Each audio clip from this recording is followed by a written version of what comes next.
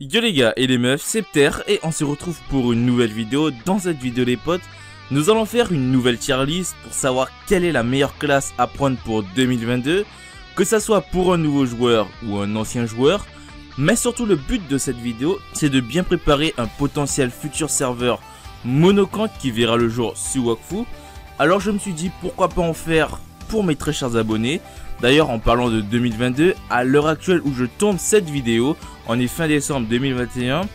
Donc je vous souhaite quand même une bonne année et surtout une très bonne santé d'avance. Et sur ces mots les potes, c'est parti. Aussi petite précision pour ceux qui galèrent encore à comment se faire beaucoup de Kama, XP, etc. En étant seul, n'hésitez pas à check mes autres vidéos qui parlent de ce sujet. Car j'ai beaucoup pratiqué ces méthodes, donc c'est pour vous dire à quel point c'est fiable. Donc n'hésitez pas à les regarder. Et surtout les amis, pour cette nouvelle année, n'hésitez pas à partager et vous abonner sur cette chaîne YouTube, ça me ferait vraiment très plaisir. Et pour revenir à notre tier list, comme vous le savez très bien, sur cette chaîne YouTube, nous avons plusieurs catégories. Pour la première catégorie, c'est-à-dire le rang D, donc pas adapté, c'est généralement les classes que si vous les appréciez pas physiquement ou en termes de gameplay, ça peut devenir très compliqué pour vous en termes de leveling. Surtout si vous décidez de jouer un seul personnage pour la première fois sur Wakfu. Donc je les recommande pas trop. Et pour la première classe de ce rang D, nous avons bien évidemment le Sadida.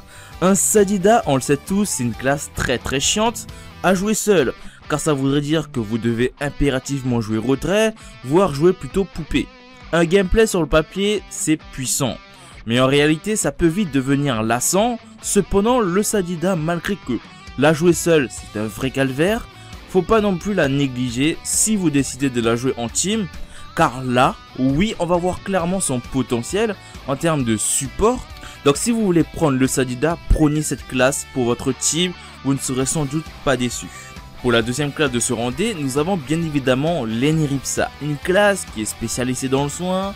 Quand je dis dans le soin, c'est vraiment dans le soin, car oui, on peut faire des dégâts avec l'Eniripsa, mais c'est clairement pas sa tasse de thé.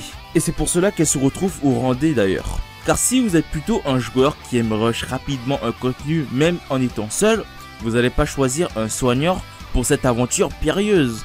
Cependant, l'Eniripsa, malgré que ça reste un personnage mignon, adoré, voire choupi pour certaines personnes, elle a de très bons kits de sorts, tellement insane en team que franchement ça fait toujours plaisir d'avoir un Eniripsa dans la team. Donc si vous décidez de jouer seul, je vous le recommande pas. Cependant, si vous avez pour but d'être toujours dans une team, pourquoi pas. Pour la troisième classe au rang D, nous avons bien évidemment le Roublard.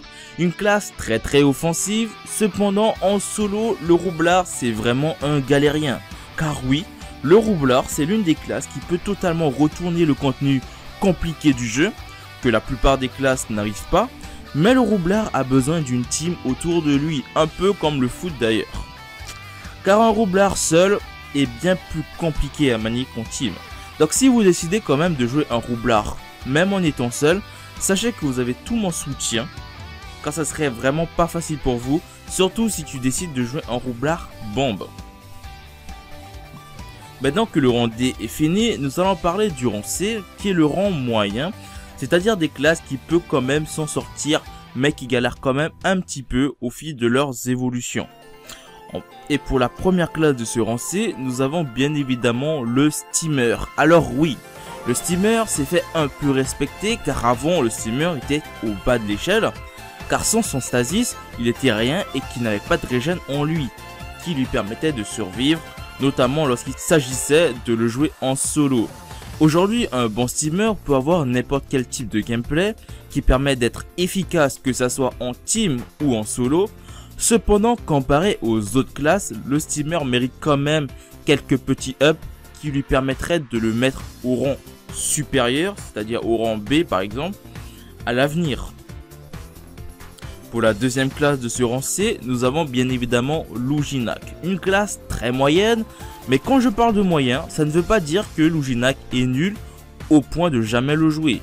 Juste au début du jeu, Luginak restera selon moi l'une des classes avec un très bon kit de sorts de survie, Mais à partir d'un certain niveau, par exemple niveau 140, 150, ce kit de sort devient moins intéressant et Lugina perd en efficacité malgré tout. Et comme pour le roublard, il mérite quand même qu'on le chouchoute en jouant impérativement en team. Pour la troisième classe de ce rang C, nous avons bien évidemment le café. Je crois qu'on s'est trompé de tier list les gars. Bref, le FK, on le sait tous, il fait le café, sans mauvais jeu de mots, car en team, il est clairement au-dessus du lot.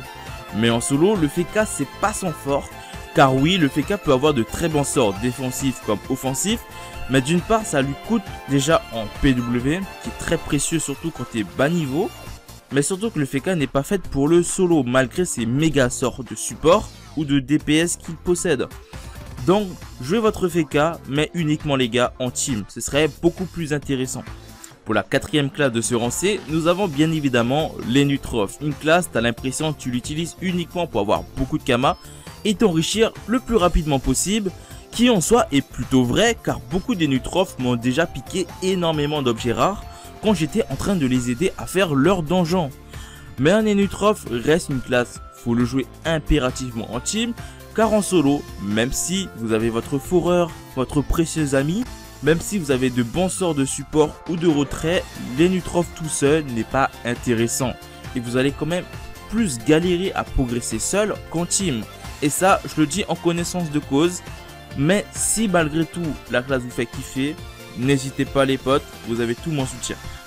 Maintenant on vient pour le rang B. Donc le rang B c'est un rang où la classe est ok tier, car c'est ni nul ni fort en même temps. Et vous pouvez quand même les utiliser sans vous prendre énormément la tête. Et c'est ça qui est fun avec le rang B. Et donc pour la première classe de ce rang B, nous avons bien évidemment l'Héliotrope. Une classe qui a énormément perdu de son charme, notamment pour sa voix distance mono qui était totalement god tier au début d'année 2021. Qui s'est retrouvé au stade de ok tier en 2022. Une régression de cette classe ceci dit. Cependant, malgré que l'Héliotrope est ok tier, ça ne veut pas dire qu'elle est nulle ou elle est à jeter, juste qu'elle est moins abusée qu'avant, mais vous pouvez quand même soloter un contenu même si ça sera beaucoup plus compliqué qu'avant. Pour la deuxième classe au rang B, nous avons bien évidemment le Yop. Un Yop de base, il sert à taper et poser son cerveau sans réfléchir comme fait Tristepin dans la série Wakfu. Mais par toute attente, le Yop de Wakfu peut se régénérer, qui est en soi une évolution qui vous permet d'être fier d'être au rang B, car oui mes amis Yop, votre classe se fait enfin respecter et peut tout à fait gérer un contenu même en étant seul et devenir un vrai Yop intelligent qui sait réfléchir et ça c'est plutôt beau. Pour la troisième classe au rang B, nous avons bien évidemment l'Hypermage, une classe de cœur car c'était l'une de mes meilleurs personnages du jeu, car l'Hypermage est tellement complet que vous pouvez jouer de n'importe quelle façon selon votre envie ou style de jeu. Cependant, ce qui fait défaut à l'Hypermage actuellement, c'est que son manque de régène, car d'une part ça vous force à jouer en mêlée, en tapant avec épée de lumière, mais c'est surtout que c'est votre seul sort de régène pour une classe qui est de base censée être polyvalent, surtout à distance. Malgré tout, elle reste quand même ok tier si vous décidez de la jouer solo, car l'Hypermage a une très bonne capacité de tank. Donc si tu kiffes l'Hypermage, si tu kiffes son gameplay, n'hésite pas, tu ne seras pas déçu. Pour la quatrième classe au rang B, nous avons le Kra, une classe qui est à peu près comme l'Hypermage en soi, qui est un très bon personnage à distance. En solo, ça pourrait être une très bonne classe pour avancer rapidement dans le jeu, mais le seul défaut que je reproche au Kra, c'est le manque cruel de tankiness ou de survie comme vous voulez, car même si ça reste une classe pure DPS distance, il y a d'autres qui font le même job et qui est largement plus efficace que le Kra, d'où son positionnement au rang B. Et pour la cinquième classe au rang B, nous avons le Pandawa. Un panda qui a un peu trop bu de lait de bambou ne peut jamais être aussi haut que le rang B.